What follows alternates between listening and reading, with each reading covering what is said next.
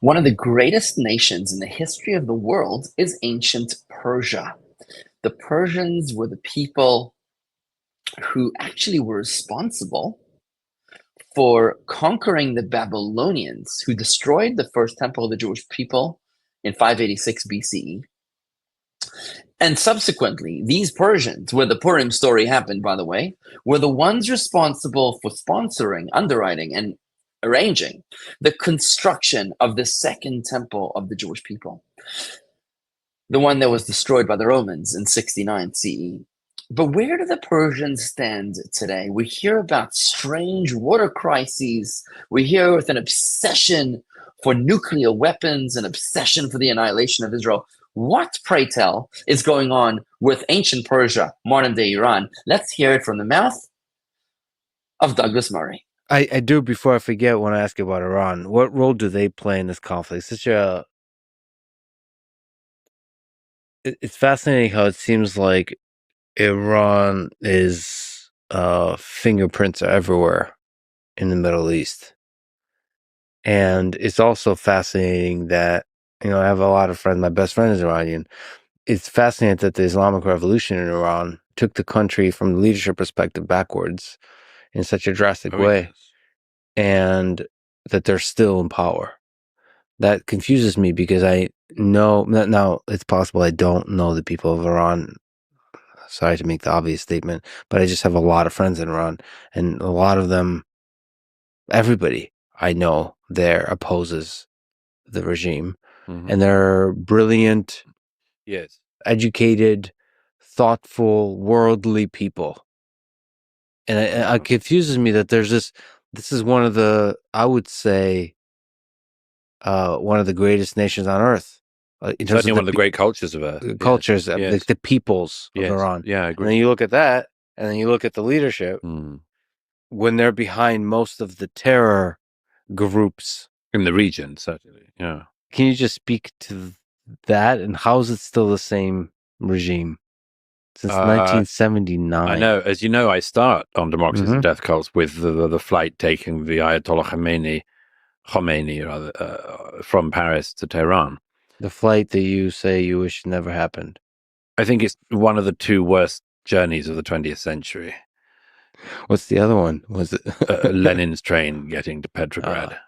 Yeah. So it's always about the transportation. Yes, I know. I'm really a transport guy. No, I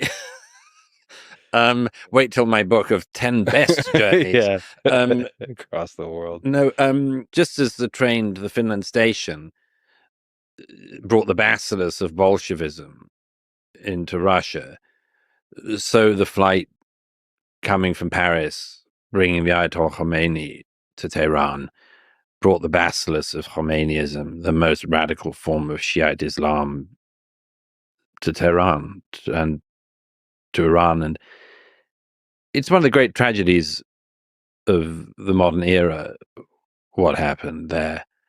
Like you, actually, I have a lot of Persian friends, and I had the great good fortune early in my life to have a very close late friend who had grown up in pre-revolutionary Iran, was very fond of the Shah and so on. Her father had been an Ayatollah before the overthrow of the Shah, but everyone had criticisms of him. But when you saw what came after him, it just it was, among other things, what I learned from her and other friends from that region was that, I suppose, two things. One is, of course, is that it's a sort of central conservative insight. Things can always be worse.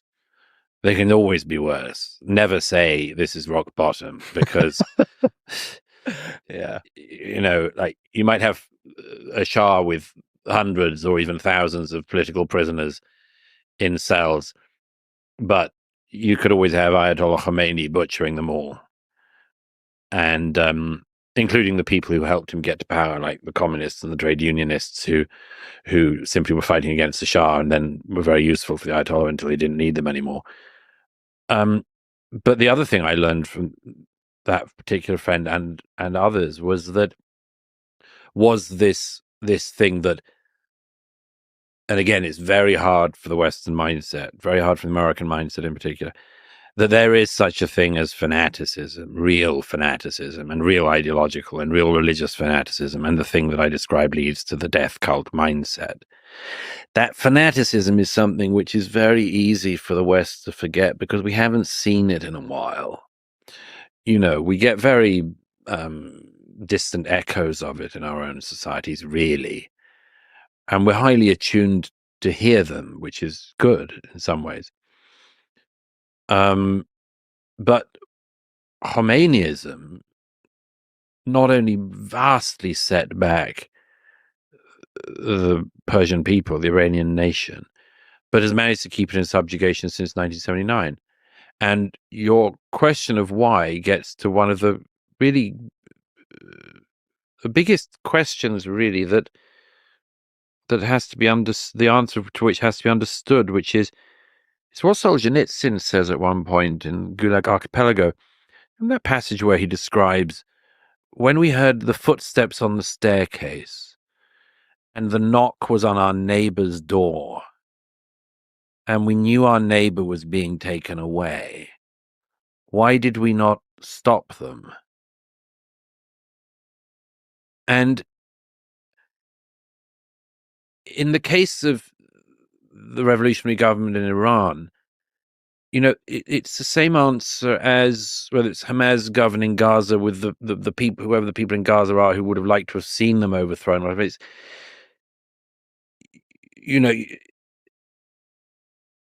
people don't realize that despite the rhetoric and everything else, everything changes if the other guy might kill you. And that, when the Green Revolution in 2009 started in Iran, why was it put down? Why didn't it work? Why, like the sort of Iranians who I really hope one day get their country back, why did all these smart young students and others, why after they came out, why was it put down? It was put down because the Basij militia will shoot you in the head and they'll take you to a prison, as they did with the Iranian students, and they'll rape you with bottles and kill you. And even a little bit of that goes an awfully long way to tell the rest of society not to do it again.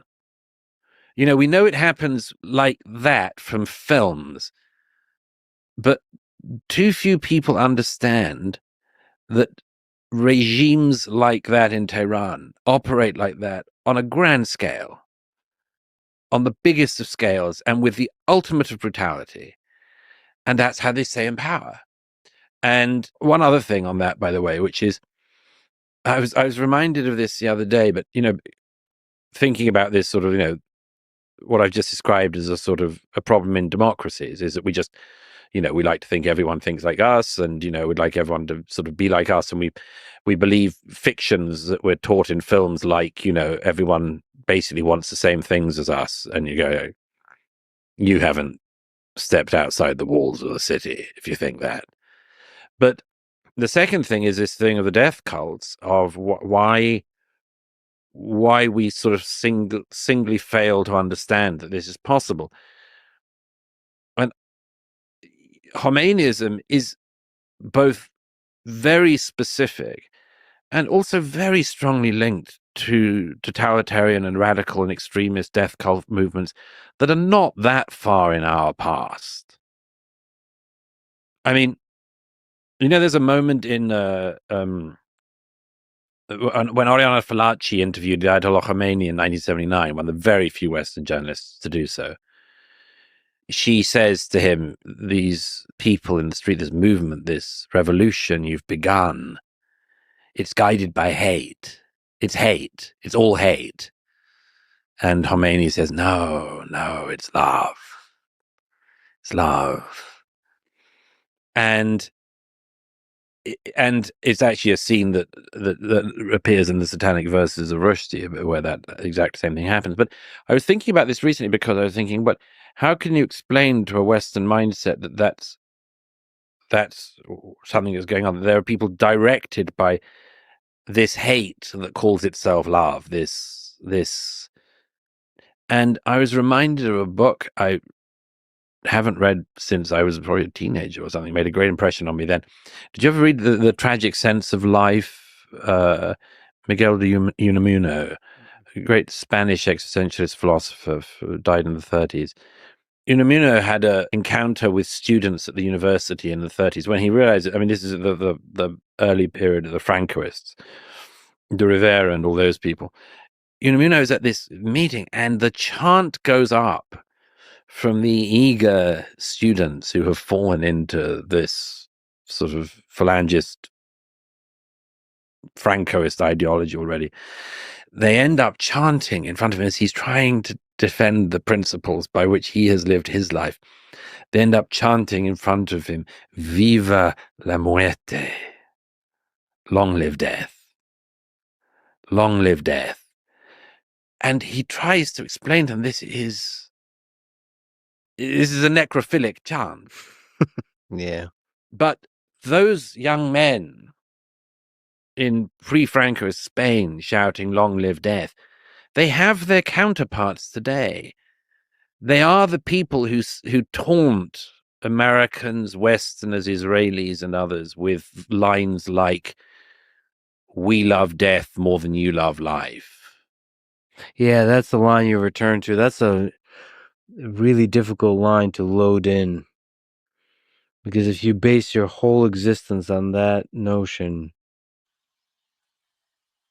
then, well, you're a danger to the world. That's a good foundation for committing evil. Understanding the role of Iran in the bigger picture of world history as the ancient nation of Persia puts things into some very interesting and striking perspective. And I speak here specifically about a prophecy of the prophet Daniel, who lived in the year 421 BCE, when he was in the service of the demonic and despotic dictator, the Babylonian emperor by the name of Nebuchadnezzar. Nebuchadnezzar had successfully vanquished the Jewish kingdom and destroyed our temple in the year 586. What happened was that Daniel was in his service when the king had a very disturbing dream. The problem was he wanted to have his interpreters interpret the dream. The problem was he didn't remember the dream. So he told his dream interpreters, his necromancers, his astrologers, and his soothsayers to tell him not only the interpretation of his dream, but also what his original dream was, because he forgot. When they told him that would be impossible, he was preparing to decapitate them, to murder them in cold blood for the crime of not being able to remind them of what his dream was. It was only when Daniel was identified as the prophet of God that he stepped forward and interpreted the dream of Nebuchadnezzar in this famous interpretation of Daniel that appears in the book of Daniel, chapter 2, where it describes the future of what will happen to the empires of the world. And this apparently is the dream that Daniel explained to Nebuchadnezzar the dream. The actual dream was that the king Nebuchadnezzar had seen a giant statue with a head of gold, chest and arms made of silver, the belly and thighs made of bronze, the legs were made of iron, and the feet were made of iron mixed with clay. And then in the dream that Daniel told Nebuchadnezzar about, a stone which is not cut by human hands strikes the statue's feet, smashing it to pieces. The wind blows the fragments away, and the stone grows into a huge mountain, filling the whole earth. The way that Daniel interpreted the dream to King Nebuchadnezzar was as a representation of the empires that will rule the world from that moment on until the arrival of the Messiah. He explained to him that the head of gold represented Nebuchadnezzar's own kingdom, the Babylonian Empire, but that it would be overtaken by the chest and arms of silver, representing the kingdoms of Media and Persia, that's Iran. The belly and thighs of bronze represent the Greek Empire, which vanquished the Persians, and the legs of iron, the strong and crushing iron, represent the Roman Empire that overtook the Greek Empire, the one that rules to this day, but its feet are of iron and clay because it's divided with unstable powers today in the end of days. Ultimately, in this dream from 2,400 years ago, the stone, which smashes the feet of iron and clay, represents the kingdom of God brought by Mashiach, which will shatter all human empires and stand forever. The lesson we learn from Daniel's dream is that history is not random. It's a divine countdown where every empire has its turn, but in the end, God's kingdom is the only one that outlives and outlasts all of the others. Don't be intimidated by the rise of this rogue nation of Iran that is threatening to destroy the entire world with her nuclear weapons. Don't be intimidated by the nations out there that seem to be threatening all of humanity, because ultimately this is all being foretold in the Bible, in the prophecy of Daniel chapter 2. Check it out. Read it for yourself. Ultimately, everything will be good in the end. If it's not good, it means that it's not the end. Hang in there. Hold on tight.